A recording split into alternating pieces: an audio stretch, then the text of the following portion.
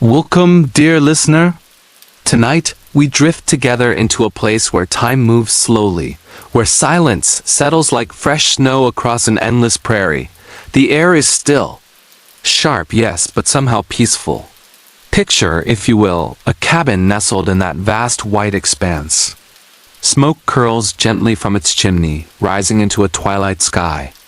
Inside, a fire glows softly, casting amber light across wooden walls.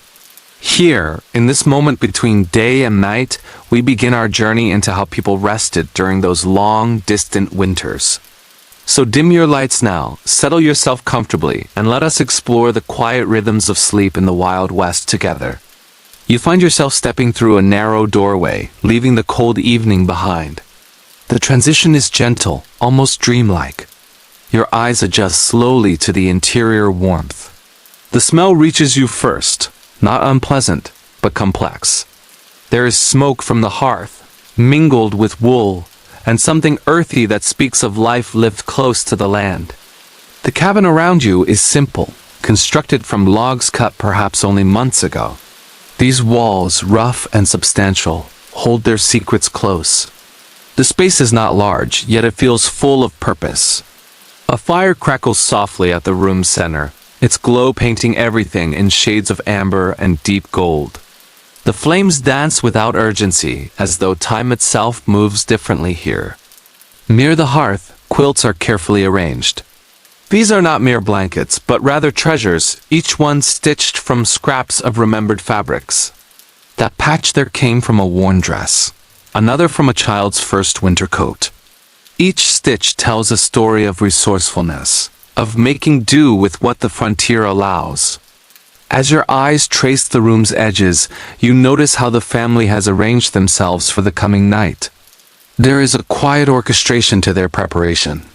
Buffalo hides, those magnificent furs that once moved across these prairies, are now carefully layered across the bedding. Historians have documented how, by the middle of the 19th century, these robes were among the most precious trade goods. Without one, a settler faced the winter nearly defenseless. The bed itself is a simple frame, rough timber that has been smoothed by use and time. Upon it rests a tick, a large cloth sack filled with straw that has been dried and packed deliberately. This straw, gathered in autumn's golden light, carries within it the memory of warmer months. When you lie upon such a mattress, the straw prickles gently against your skin, scratching in a way that somehow becomes familiar, almost comforting through repetition.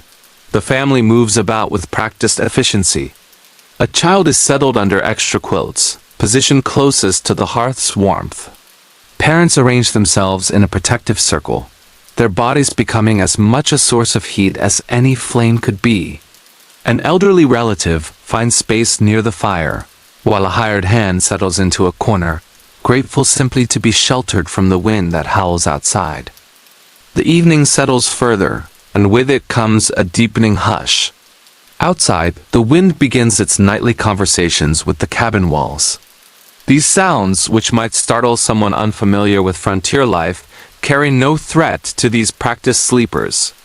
They are simply the voice of winter, a constant companion that announces itself through every crack and crevice. The gaps in the chinking, that mixture of moss, mud, and whatever materials could be gathered to seal the logs, allow drafts to whisper through. But the family is prepared. Extra layers are pulled higher. Bodies curve toward one another, sharing the warmth that only human proximity can provide. It is well documented in the journals of the era that no one slept alone on the frontier if alternatives existed. The logic was simple and profound. Heat generated by multiple bodies, all sheltered beneath the same heavy coverings, created a pocket of survivable warmth when temperatures outside descended far below freezing. This was not a matter of preference or comfort, but rather of necessity. Families understood that separation during winter nights meant increased risk. The fire at the center of the cabin becomes something more than mere heat during these long nights. It transforms into the household's heartbeat, its living soul. A family member rises quietly, though not from full sleep, for sleep here is never truly complete. The fire, you see, requires constant attention. To allow it to die completely is to invite the cold to claim the cabin. To let it burn too vigorously is to risk flames consuming the very structure meant to protect. So there exists a balance, a gentle rhythm of tending that continues through the darkness. The person who rises moves to the hearth with familiar steps. Iron tongs are retrieved, and coals are gently stirred. Fresh wood is added, not too much, just enough to sustain the glow. Sparks leap upward, dancing like tiny celebratory lights before fading to nothing. The smell of pine resin intensifies momentarily. That sap still oozing from logs cut so recently that the tree's life force had not fully departed. In these quiet moments of fire tending, there exists a strange meditation. A contemporary account describes how a trapper used these watches to compose verses in his mind, how a mother used them to pray softly for her children's safety, how a young person might use them to dream of warmer futures. As the fire settles into a steady glow, you become aware of the cabin's own language. The logs, being relatively fresh, continue to shift and settle. This creates a symphony of gentle sounds, creaks and groans that might seem unsettling to the uninitiated, but which speak to those inside of the structure's adjustment to winter's demands. Each creak is actually reassurance, proof that the walls are flexible enough to move without shattering, strong enough to endure. The roof above, covered with heavy snow by this point in winter, becomes an unexpected ally. Historians have noted how settlers eventually learned to see snow not merely as an obstacle, but as insulation. The accumulated white pressing against the cabin's exterior seals drafts more effectively than any human effort could manage. It muffles the wind's howl to something almost gentle, transforms the cabin into something resembling a cocoon rather than an exposed shelter. Inside, the arrangements remain thoughtfully configured. Children are nestled between parents, their small bodies surrounded by warmth. Quilts are folded and arranged with care, then heaped with additional layers. The weight of all this covering becomes not a burden, but an embrace. Each blanket is positioned to trap heat without restricting breathing. It is an art form, this arrangement, honed through countless nights of trial and adjustment. A particularly ingenious practice emerges from the evening's preparations. Stones have been placed in the fire's edges, warming slowly in the coals. These are not random rocks, but carefully selected ones, smooth and substantial, chosen for their ability to retain heat without cracking under temperature extremes. As the night deepens, one of these stones, wrapped carefully in cloth to prevent burning, is positioned in the foot of a bed. The sensation this creates is remarkable. Cold toes, numb from the day's efforts, gradually begin to regain sensation as the stone's warmth spreads. Some families used multiple stones, rotating them throughout the night, removing one as it cooled, returning it to the fire, replacing it with another radiating heat. In this way, the entire evening becomes a gentle rotation of care, each family member taking turns to ensure continuity of warmth. It is a system born of necessity yet refined through generations into something approaching elegance. Travelers have documented how this practice extended beyond cabins. On long journeys, stones were heated in roadside fires, wrapped in blankets, and carried beneath coats like primitive hot water bottles. In wagons, they provided comfort during sleigh rides across vast frozen expanses. This simple technology, adapted from far older traditions, proved both reliable and effective. A stone from the fire, it seems, could be as comforting as almost anything else frontier ingenuity could provide. The quilts deserve their own meditation, for they are far more than merely functional. Each is a narrative in fabric, a history stitched carefully by hands that knew how to waste nothing. These are patchwork creations, assembled from scraps that might have been discarded elsewhere, but which here take on profound meaning. That strip of indigo blue came from a dress worn during better times. The pale calico was the hem of a wedding garment. The checked fabric was salvaged from a child's first shirt. It is recorded that quilts were sometimes passed down through families, accumulating layers of history with each generation. A quilt that begins as a mother's careful creation becomes a grandmother's treasure, bearing the stains and repairs of countless winters, each mark recording a story. When such a quilt is pulled up around a sleeper's shoulders, there is comfort in knowing that these same covers have sheltered ancestors, have witnessed births and celebrations, have endured storms as surely as this one. The quilts also served a practical purpose beyond their beauty. Multiple layers created air pockets that trapped warmth more effectively than solid coverage. Historians have debated whether these coverings alone were sufficient to preserve body heat, or whether the practice of bundling multiple family members together beneath them made the essential difference. The answer appears to be both. Together, the quilts and the bodies they covered created a microclimate of survival, a pocket of livable conditions carved out from the winter's vast indifference. The night deepens, and with it comes a full immersion in the sensory world of frontier sleep. The smell of smoke, while perhaps overwhelming to someone unfamiliar with it, becomes almost comforting through familiarity. Smoke from the fire, tallow candles, and the mustiness of wool and straw create a complex olfactory landscape. Some contemporary accounts describe these smells as almost homey, the scent of survival itself becoming a kind of reassurance. The sounds too form a kind of lullaby. The fire crackles and pops, each sound a reminder of its continued presence. The wind brushes past the cabin walls, sometimes whistling through remaining gaps, sometimes falling silent as though gathering strength for another gust. Occasionally, boards creak as they settle, or rafters groan under the weight of accumulated snow. For someone raised on the frontier, these sounds signal safety. The structure remains intact. The night continues its ancient rhythm. Danger passes at a distance. The texture of everything speaks to this sensory immersion. The straw mattress, while rough, becomes familiar to the body.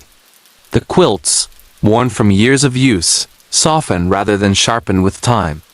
The buffalo robes, heavy and dense, carry their own particular feeling against skin. Substantial, protective, grounding. Layers upon layers of tactile experience combine to create an environment that, while far from luxurious by modern standards, offers its own form of comfort through recognition and ritual. As the night progresses toward its deepest hours, the cabin contains not individuals struggling against cold, but rather a collective entity working together for survival. The bodies pressed close beneath shared quilts create something more than mere accumulation of heat. They create community in its most fundamental form. A child's small form rests against a parent's larger one. Siblings curve against each other like spoons nested together. An elderly person finds warmth through proximity, their vulnerability surrounded by younger strength. Contemporary observers noted that strangers sometimes shared beds in such conditions. The awkwardness of the arrangement outweighed entirely by the practicality of combined warmth. In towns, boarding houses would sometimes employ what was called hot bedding, multiple people using the same bed in shifts, so that the mattress never cooled completely. While this practice had significant drawbacks in terms of hygiene and comfort, it also prevented deaths from freezing that might otherwise have occurred. The rhythm of collective sleep develops its own music. Someone coughs, and immediately a nearby person adjusts covers. A child dreams restlessly, kicking blankets loose, and the parent gently returns them. Someone shifts position, and bodies rearrange themselves in response, like a tide ebbing and flowing, each person unconsciously contributing to the whole. This nightly coordination, requiring no verbal communication, speaks to how deeply the frontier patterned human behavior. Survival became instinctive, automatic, woven into the very fabric of movement and thought. As night deepens and the cabin fills with the warm breath of many sleeping bodies, something remarkable occurs in the rafters above. The air that rises carries moisture, which condenses in the extreme cold, forming delicate patterns of frost along the wooden beams. It is documented that sleepers sometimes woke to find their breath, condensed overnight, had frozen into lace patterns of extraordinary beauty. Some mornings brought actual ice, accumulating until the interior ceiling seemed transformed into something approaching winter's cathedral. Children would trace these patterns with sleepy eyes before consciousness fully arrived, finding in them shapes and stories. Angels and castles appeared in the crystalline formations, gifts from the night's work. Diaries describe how some families hung sheets or canvas beneath the rafters, creating false ceilings that caught frost before it could fall upon the sleepers below. Yet this beautiful phenomenon carried implications. The frozen rafters indicated just how penetrating the cold truly was. Even in a cabin with a fire burning steadily, the temperature remained low enough to freeze human breath. Some scholars debate whether this constant dampness combined with cold contributed to the respiratory illnesses that plagued frontier winters. Others argue that the practice of hanging additional barriers actually improved conditions. What remains certain is that people adapted to this challenge as they adapted to everything else, incorporating it into their understanding of what winter nights demanded. Sleep on the frontier was rarely the continuous, unbroken experience that modern people might expect. Instead, it took on a pattern that scholars have come to recognize as segmented sleep, what historical records sometimes refer to as first sleep and second sleep. After several hours of solid rest, people would wake naturally. Rather than viewing this as a problem requiring correction, they accepted it as a normal rhythm of the night. During these waking intervals, various activities occurred. Someone might rise to tend the fire, a task that prevented the night's cold from reclaiming the cabin. Others might use the quiet hours for prayer, meditation, or simply quiet thought, those private moments when the day's demands had ceased, but the next day had not yet begun. In some households, this became a time for conversation between family members, hushed discussions about concerns or plans. In others, it was a time for mending, for small tasks that required light from the fire, but not the full energy of daylight. Contemporary accounts describe how this pattern provided a strange kind of rest. Rather than fighting to maintain consciousness, sleepers surrendered to the rhythm, accepting wakefulness as a natural part of the night's architecture. Some found this interval restorative, a pause that allowed processing and integration. Others experienced it as simply part of the frontier's relentless demands. What is consistent across accounts is acceptance. This was how sleep happened here, and there was no value in resisting it. As the second phase of sleep approaches, the wind often provides a strange accompaniment. Rather than the howling gusts of earlier evening, the deep night often brings a gentler whisper, snow moving across the landscape, wind brushing softly against cabin walls. This sound, repetitive and almost musical, becomes a lullaby for those within. Contemporary observers noted that children raised on the frontier often slept better when the wind sang, finding silence more unsettling than sound. The texture of this wind song varies with conditions. Sometimes it is a low hum, almost inaudible. Other nights, it carries a slightly higher pitch, creating variations that attentive ears can interpret as messages about coming weather. Families claimed they could predict the next day's conditions by listening carefully to the night wind's particular voice. Whether there was actual meteorological accuracy to these observations remains uncertain, but the practice itself speaks to how deeply frontier people learned to read their environment. The snow itself contributes to this auditory landscape. The accumulation pressing against the cabin creates a muffling effect, transforming the night into something resembling being inside a cocoon. Sounds become softened, distanced, less immediate. The wind that howls fiercely on exposed prairie becomes almost gentle when filtered through snow's insulating mass. This creates paradox. The very elements that threaten become, through their accumulation, sources of comfort and protection. The dreams that come during frontier winters carried their own particular character. Contemporary accounts describe vivid, often unsettling visions born from days of physical labor combined with the stress of survival in harsh conditions. Some sleepers reported dreams of endless wood piles that vanished as they were stacked. Others described cabins collapsing under snow, or tables laden with food that dissolved into emptiness. One woman famously recorded that she dreamed of bread during an especially harsh winter. Loaves piled to the ceiling, beautiful and abundant, yet untouchable. These dreams reflected the day's preoccupations and anxieties, translating conscious worries into the symbolic language of sleep. Yet they also provided something valuable. Through dreams, the mind processed experience, rehearsed responses to dangers, and perhaps found creative solutions to problems that resisted waking thought. The fragmented nature of frontier sleep, interrupted by fire tending, by care of restless family members, by the cold itself, may have made dreams more vivid and memorable, their details etching into memory with unusual clarity. Some of these dreams carried beauty alongside their anxiety. Children remembered dreaming of summer meadows and warm rivers, their minds apparently offering themselves respite from winter's grip. These gentler dreams may have served a psychological purpose, maintaining hope and connection to warmer times. Whether dreams were restorative or merely reflected exhaustion remains debatable, but they form an integral part of any honest accounting of frontier sleep experience. The cabin, while serving as shelter for humans, also attracted other creatures seeking warmth and protection. The scurrying of mice echoed frequently in the night, their tiny feet navigating the spaces between walls, occasionally making their way into the straw mattresses themselves. Rather than viewing these creatures as purely unwelcome, frontier families developed a more complex relationship with them. There was recognition, however grudging, that all creatures face the same survival imperative.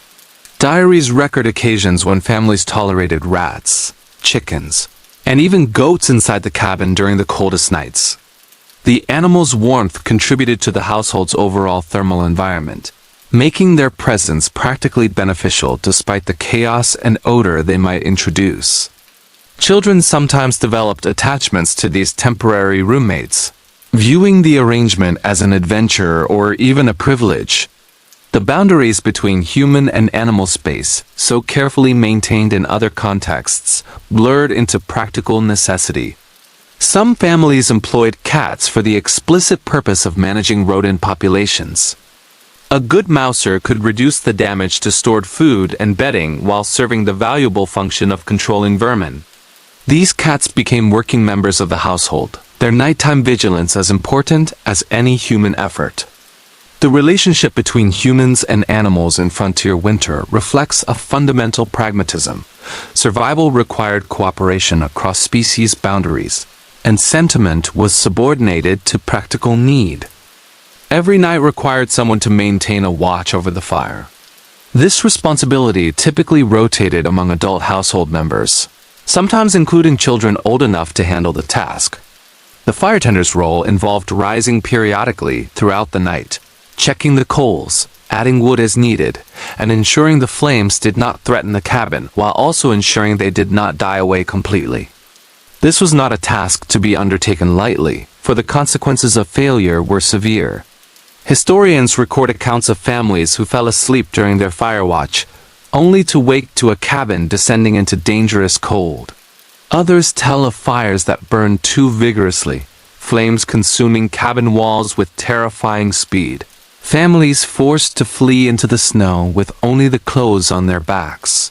Fire was simultaneously savior and threat, and the balance required constant, conscious attention. Some families employed hourglasses to time their watches, ensuring fair rotation. Others trained dogs to alert them when flames burned too low. The person undertaking this watch inhabited a strange liminal space between sleep and waking, between the household's rest and the demands of vigilance. A father might compose himself beside the flames, poking coals into activity, adding logs, watching sparks climb toward the chimney. A mother might use the quiet hours for prayer or meditation. These solitary vigils, while demanding, provided a kind of solitude rarely available during daylight hours. In this way, the night's hardship became also an opportunity, time for thought, for dreams while awake, for the kind of peace that comes only when others rest and one stands alone with the ancient elements. Beyond individual cabins, frontier communities sometimes created larger gathering spaces for the most dangerous winter periods. Churches, town halls, and fortified buildings became places where multiple families could shelter together when individual homes proved inadequate. These communal spaces, while crowded, offered benefits that isolated cabins could not provide. The combined heat of dozens of bodies created warmth far exceeding what any single household could generate. Accounts describe these spaces with their straw-covered floors, their multiple fires, their constant background hum of people attempting rest in close proximity. The air grew thick with smoke, moisture from dozens of breathing bodies, the mingled odors of unwashed clothing and animals. Yet for many, this crowding felt preferable to the isolation of smaller shelters. The psychological comfort of being surrounded by others, of knowing that if crisis struck, help was immediately available, outweighed the physical discomforts. These communal gatherings sometimes took on additional functions beyond mere shelter. People shared news, discussed survival strategies, and engaged in the social interactions that frontier isolation otherwise prevented. Quilting bees were sometimes conducted during these winter gatherings, women working together while their families rested nearby. Young people found opportunities for courtship in the firelight. Elders told stories that transmitted cultural knowledge and entertainment. In this way, surviving the winter together became an opportunity for community strengthening, relationships deepening through shared vulnerability and mutual support. As the night deepened, stories and songs provided their own form of comfort and warmth.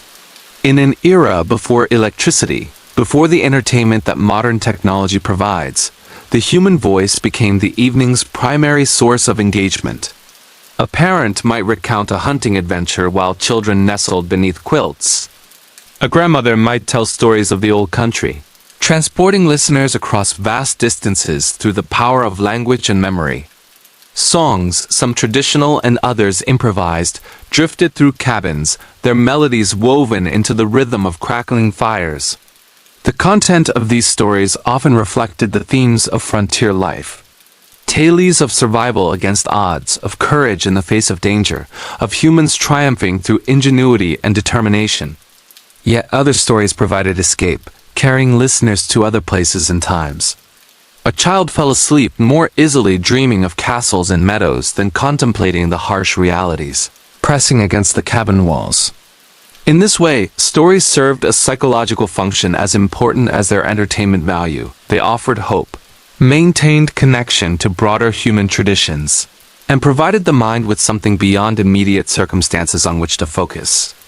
Music, whether from a fiddle, harmonica, or simply from human voices, had particular power on these dark nights.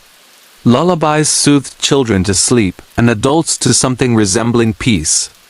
Folk songs connected people to traditions, reminding them of continuity stretching backward to their origins, and potentially forward to descendants yet unborn. The combination of firelight, familiar voices, and beloved melodies created an environment in which the body could release some of its vigilant tension and allow genuine rest to approach. The transition into sleep was rarely casual, but rather was preceded by specific rituals that prepared body and mind for rest. In some households, prayer was central to this preparation. Families would gather near the fire, voices joining in familiar words that had been repeated for generations. The act of prayer seemed to calm anxious minds, to provide a sense of connection to something larger than the immediate struggles of survival. Other families relied on herbal teas, chamomile, or sage brewed in water heated over the fire, the warm liquid both comforting and purportedly calming to the nervous system. Some frontier people adopted practices that combined practical care with ritual significance.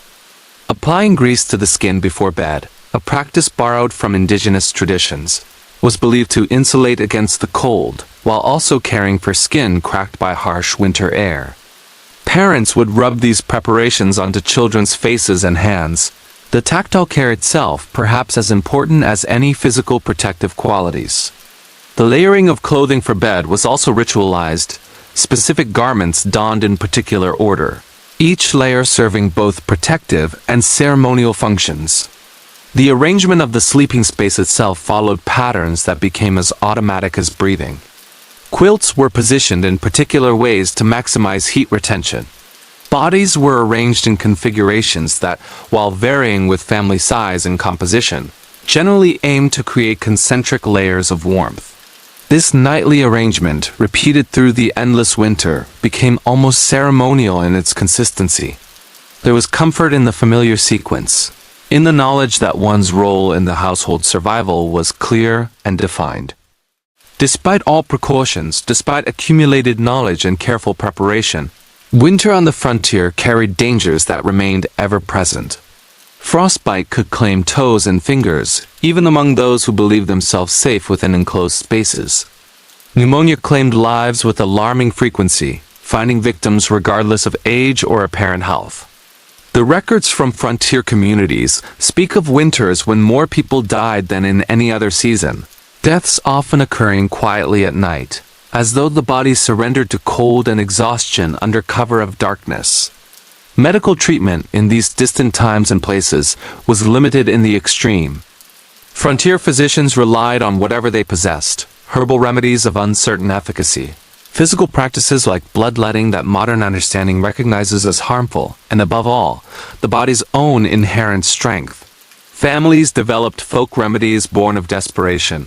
Onions tucked into socks to draw fevers. Garlic placed beneath pillows as protection. The application of goose grease to vulnerable areas. Whether effective or not, these practices represented human refusal to surrender completely to circumstances beyond individual control. Sleep became intimately bound with danger. To sleep deeply was to leave oneself vulnerable to cold's advancing grasp. Yet to remain vigilant required energy that depleted quickly in such harsh conditions. This paradox characterized frontier existence. One had to rest in order to maintain the physical capability for survival, yet rest itself represented vulnerability. People learned to sleep while remaining partially alert, a state that was perhaps neither true sleep nor genuine wakefulness, but something existing between. The deepest part of the night brought a particular kind of silence. The earliest watchtenders had already given way to their replacements. The fires had settled into steady glows, their immediate threats contained. Infants had exhausted themselves with earlier restlessness and now slept with the profound unconsciousness only the very young could achieve. Adults had moved through their initial sleep phase and now rested deeper, their bodies' needs finally overcoming the constant vigilance that daylight hours demanded. In these hours, the cabin seemed to breathe differently. The creaking of logs continued, the wind song persisted, but these sounds blended into something almost musical. Someone coughed in the darkness, the sound quickly absorbed into the general hum of sleeping bodies. Occasionally, a child whimpered in dreams, only to be soothed back to sleep by a parent's gentle hand. The rhythm was ancient, repeated countless times across human history. Yet here on the frontier, it took on particular poignancy, the desperate hope that the night might pass without catastrophe. The temperature continued its inexorable descent as the night deepened, typically reaching its lowest point in these hours before dawn. Bodies pressed closer together without conscious thought, seeking the accumulated warmth of community. Quilts were sometimes rearranged by sleepers moving in their rest, adjusting to changing conditions. The household became less a collection of individuals and more a single organism focused on survival through the night's most dangerous hours. Though it came gradually and subtly at first, the approach of morning brought a shift in the night's quality. The darkness, which had seemed absolute, began to contain faint variations. The very deepest black of midnight transformed into something slightly less dense. The wind sometimes shifted, its character changing as air masses moved and reformed. People who had lived through many frontier winters developed an almost unconscious ability to sense morning's approach, even before its actual arrival. The fire required tending with increasing frequency as the night advanced toward day. The person who had been watching through the late hours found themselves moving with greater purposefulness, adding wood with the knowledge that shortly someone else would take responsibility for maintaining the flames. Birds, if any had survived the winter in the area, began their tentative morning songs hours before the sun actually appeared. Animals in barns and outbuildings stirred, sensing the night's weakening grip. The quilts, which had been so essential through the darkness, began to feel slightly heavier as the night's deepest cold passed. Bodies that had huddled together for warmth could now shift slightly without losing all the warmth they had accumulated. Children who had slept deeply began to stir, their infant cycles bringing them toward wakefulness as their bodies sensed approaching day. The household remained mostly silent, but the quality of that silence shifted from the profound hush of deep night to something containing the potential for movement and sound. As the first pale light began to press against window coverings and chinks in walls, a profound realization emerged. The night had passed. Despite cold that could kill, despite darkness that might harbor threats, despite the dangers inherent in frontier existence, the household had survived. This was not something to take for granted or minimize. Many nights in frontier history ended differently. Some families woke to find members who would never wake again. Others discovered that the night's dangers had claimed more than could be survived. The emergence of morning light, dim though it was on winter days, felt like victory. It was pale, it offered little warmth, but it represented the possibility of light, of motion, of the return to activities that required daylight. Someone began stirring the fire into more active flames, preparing the heat necessary for the day's work. The smell of coffee, if the household possessed any, began to drift through the cabin, that bitter, bracing aroma that signaled preparation for renewed effort. People began their slow emergence from sleep, stiff from the night's confinement, muscles aching from cold and inactivity. Yet with the arrival of light, there came also a kind of renewal. The trials of the night could be set aside. The focus shifted to immediate necessities: water to fetch, animals to tend, food to prepare. The night's dangers receded not because they had disappeared, but because they had been successfully navigated. Another frontier dawn had arrived, and with it came the understanding that the cycle would repeat again that evening. Morning brought its own set of practices and rituals, distinct from but complementary to those of evening. The firekeeper, whoever had maintained the flames through the deepest darkness, could finally relinquish responsibility. The stove or hearth that had been carefully tended through hours of solitude now became a communal responsibility again. Someone would heat water for washing and for the day's first beverages. Clothing removed the night before would be retrieved, stiff from the cold, and gradually warmed against the stove before being donned. Breakfast, such as it was, would be prepared and consumed with quiet efficiency. Food was precious and waste was unthinkable. Bread baked days earlier would be brought out, perhaps some preserved fruit, definitely coffee or weak tea. The meal was functional rather than leisurely, eaten while people prepared for the day's work. Yet even in this utilitarian approach to morning, there was something that resembled grace. The acknowledgement that another night had passed safely, that the household remained intact, that survival continued. The children, despite being warm and rested, would be roused for the day's activities. School, if it existed in this frontier setting, might be at a neighbor's home or at a small community building. Or education might continue at home while adults pursued necessary tasks. Survival left little room for leisurely extended childhoods. Yet the frontier also recognized the value of passing knowledge to younger generations. The morning rhythm established the pattern for the day, just as the evening rituals had prepared for night.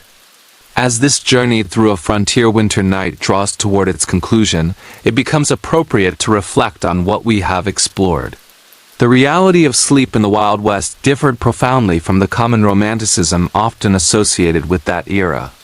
There were no luxuries here, no soft beds and warm rooms.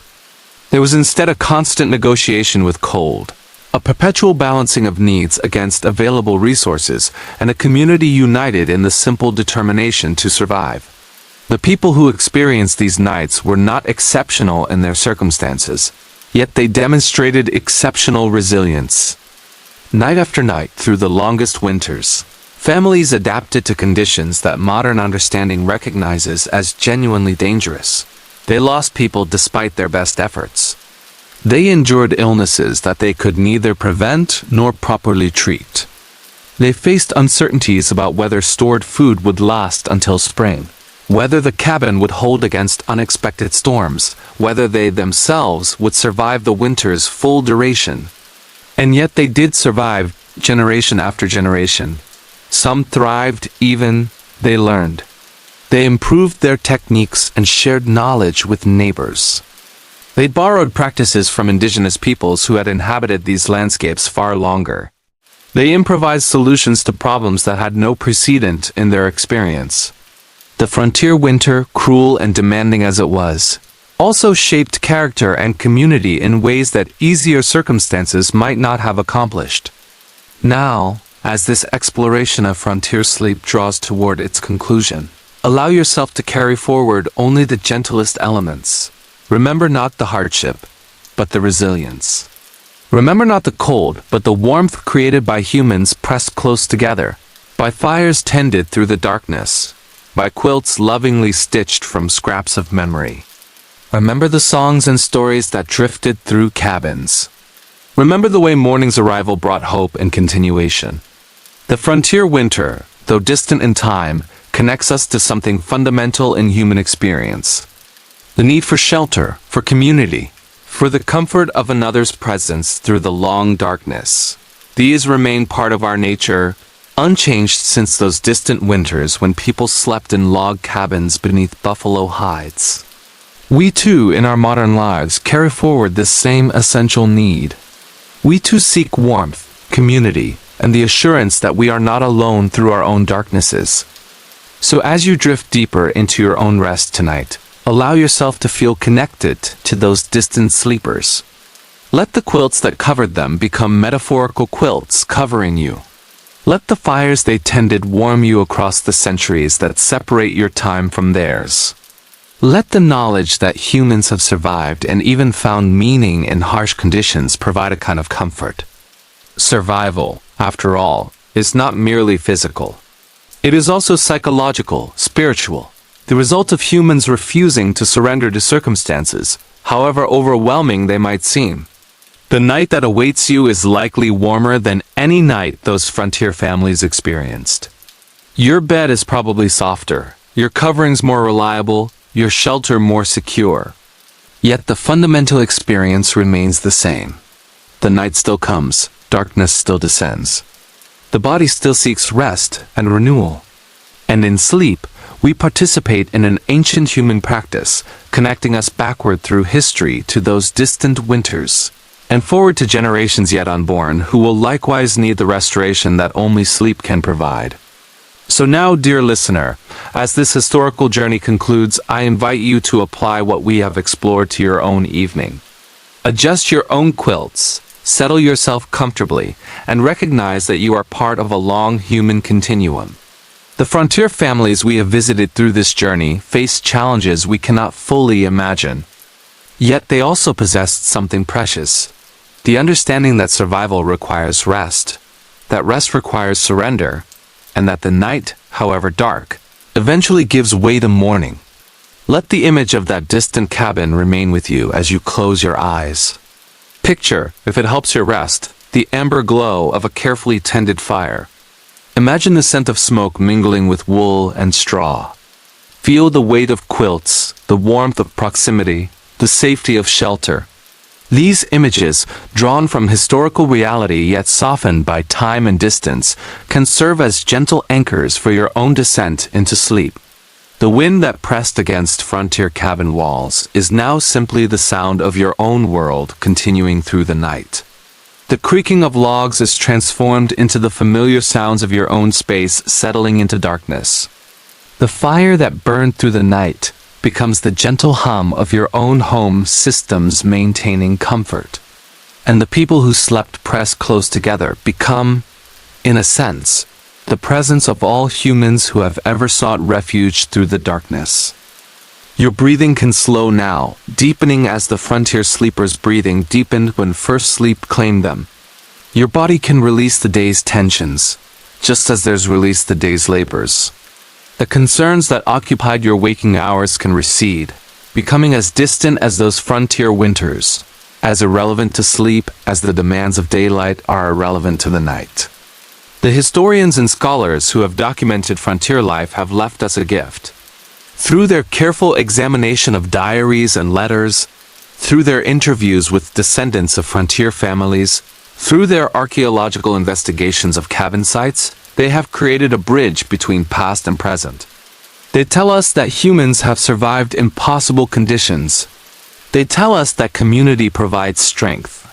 They tell us that rest, even fragmented and imperfect rest, serves essential functions.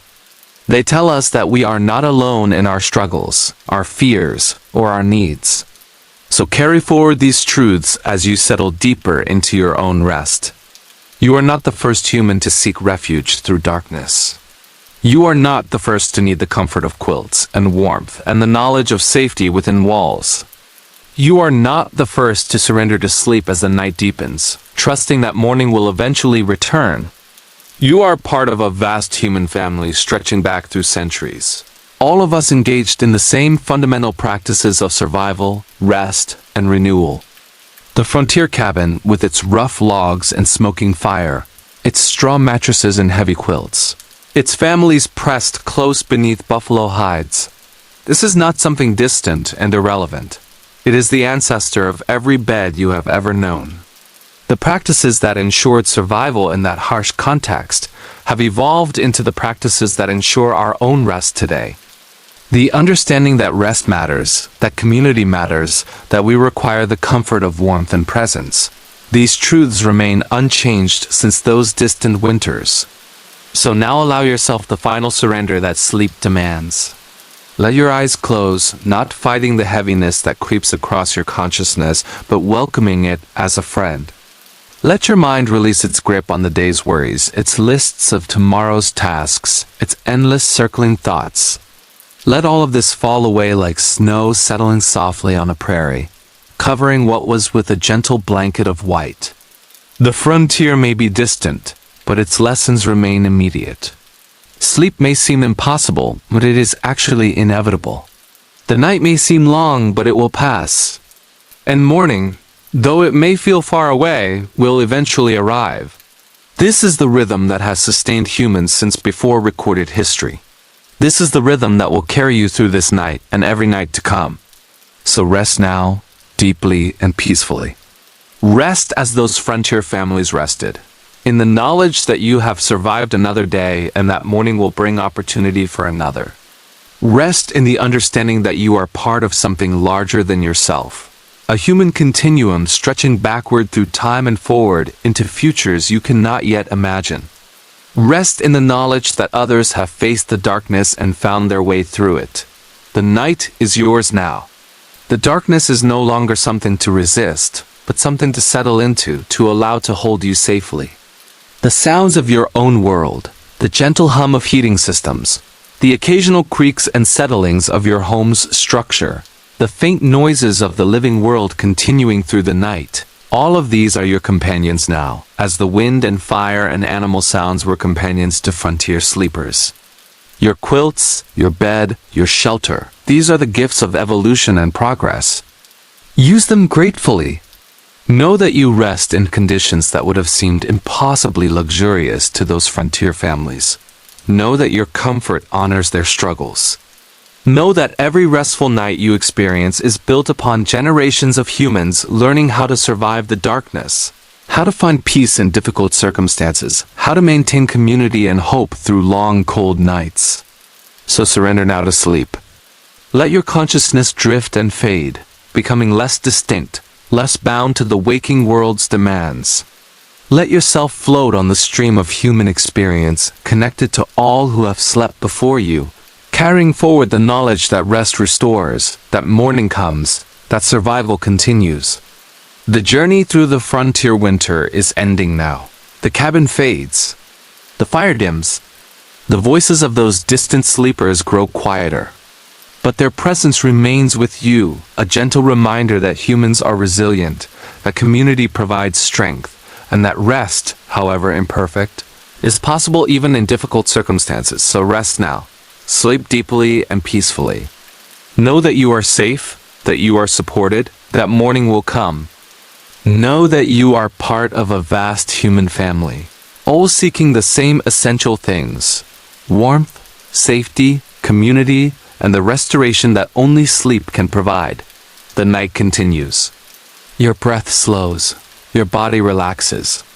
The weight of sleep, the ancient companion, settles upon you like a quilt, like a buffalo hide, like the accumulated comfort of centuries of human rest. And in this moment, you are connected to those frontier families. You are connected to all humans who have ever sought refuge through the darkness. So close your eyes now. Let sleep come. Trust in the night's ancient rhythms. Trust in morning's eventual arrival. Trust in your own resilience, your own capacity to survive and to find peace. The frontier winter night, with all its hardship and challenge, becomes transformed into simple wisdom. Rest. Survive. Face tomorrow. Repeat. This is the pattern that has sustained humanity since we first sought shelter from darkness. This is the pattern that will sustain you. So sleep now, dear listener. Sleep as the frontier family slept. Sleep as humans have always slept. Sleep with the knowledge that you are not alone, that you are part of something vast and ancient and continuing. Sleep with the comfort of knowing that others have faced the darkness and found their way through it. The night holds you now. The darkness enfolds you. And in this gentle embrace, you drift toward dreams, toward rest, toward the renewal that sleep alone can provide. The frontier fades. History becomes story, becomes meditation, becomes the gentle backdrop for your own journey into sleep. So rest now. Rest well. Sleep deeply. And wake tomorrow knowing that you are descended from survivors, connected to communities that endured, part of a human family that has always known how to find peace in darkness. The journey concludes. The story ends. But the rest continues.